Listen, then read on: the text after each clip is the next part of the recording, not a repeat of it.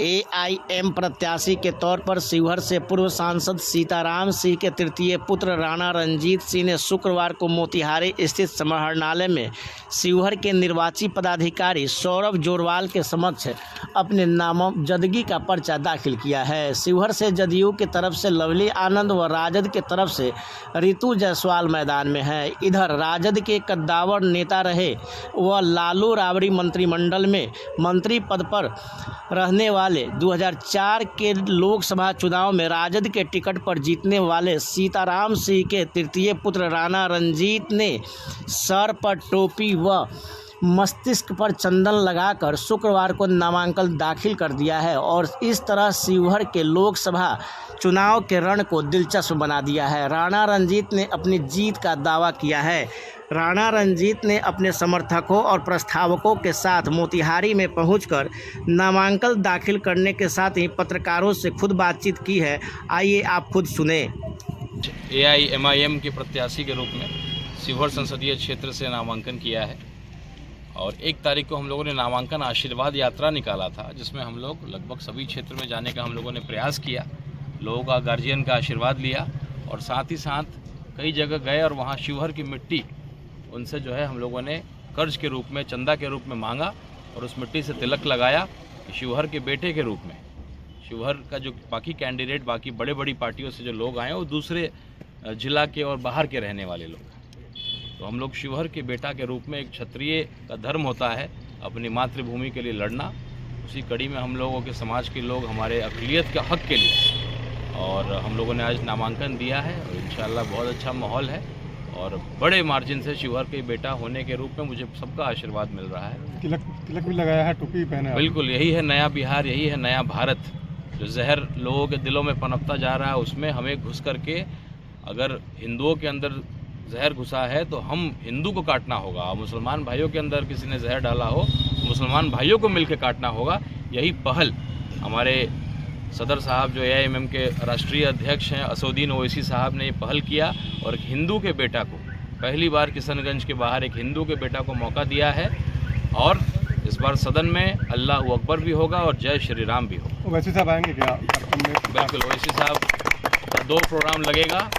उनका खुद का चुनाव 13 तारीख को है, वो अपना चुनाव खत्म करके ढाका में आएंगे और शिवहर में आएंगे। आप भाजपा विधायक राणा रणधीर के भाई हैं और आपके भाई किसी और के लिए वोट मांग रहे हैं, ऐसे में आपके लिए कोई परीक्षा, कोई कठिनाई भी हो रही है? मैं सीताराम सिंह का बेटा हूँ, किसी के भी रगों में उसके पिता का खून दौड़ता है।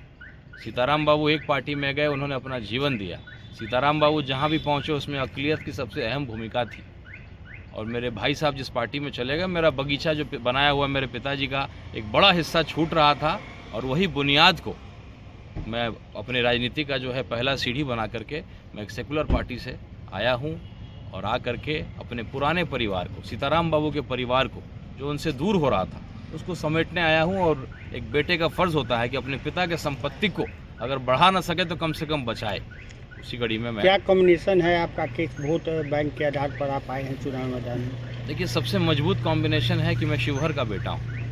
मेरे पिताजी जब यहाँ से सांसद हुए थे तो मेरा मधुबन विधानसभा पहले शिवहर में नहीं आता था, लेकिन मेरे पिताजी ने उसको स्पेशली ऐड कराया, बहुत मेहनत किया और ताकि मधुबन भी शिवहर का हिस्सा हो और कोई आने वाले भविष्य में उनको कोई बाहरी ना कहे।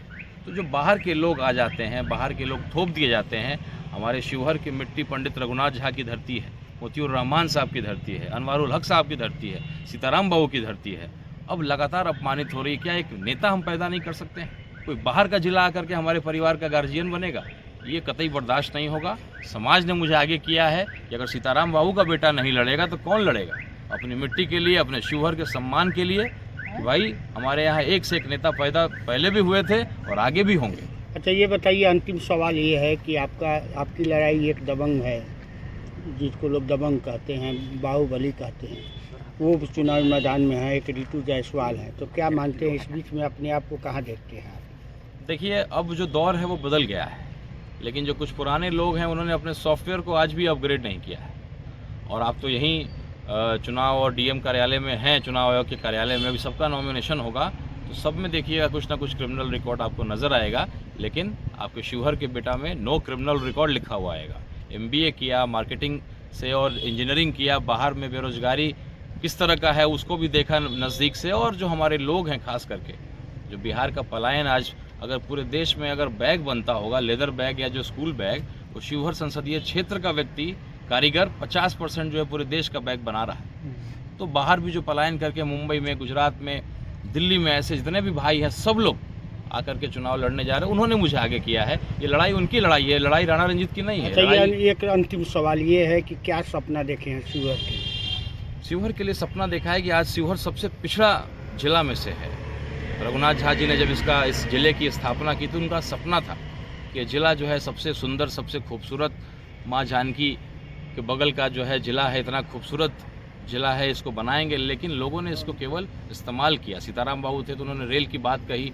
रेल जब लालू जी थे उसमें लड़ करके, करवा करके उन्होंने रेल को पास कराया, लेकिन आज उसके बाद दोबारा कोई पहल नहीं किया। क्योंकि जो भी यहाँ हुए, पुराने लोग जो थे, दूसरे जिला के सांसद यहाँ आते चले गए।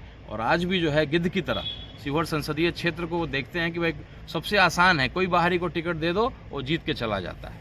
इस बार लोगों ने मन बना लिया है कि शिवहर जो है किसी बाहरी को नहीं जीतने देंगे। और अक़लियत समाज ने ये मन बना लिया कि जिस तरीके से आरजेडी जो अपने आप को कहती है कि मैं सेकुलर पार्टी और मैं अक़लियत की चिंता करता हूँ, उनको जो है इस पर सबक सिखाएंगे, अपनी ताकत को दिखाएंगे। क्योंकि मात्र 17% वाले को 2 टिकट उन्होंने दिया और जो 14% यदुवंशी समाज के लोग, उनको उन्होंने 10 टिकट लिया।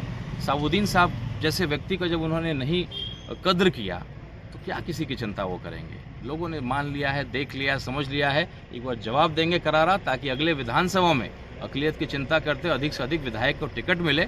इस बार शिवहर से क्रांतिकारी फैसला आपको मिलेगा।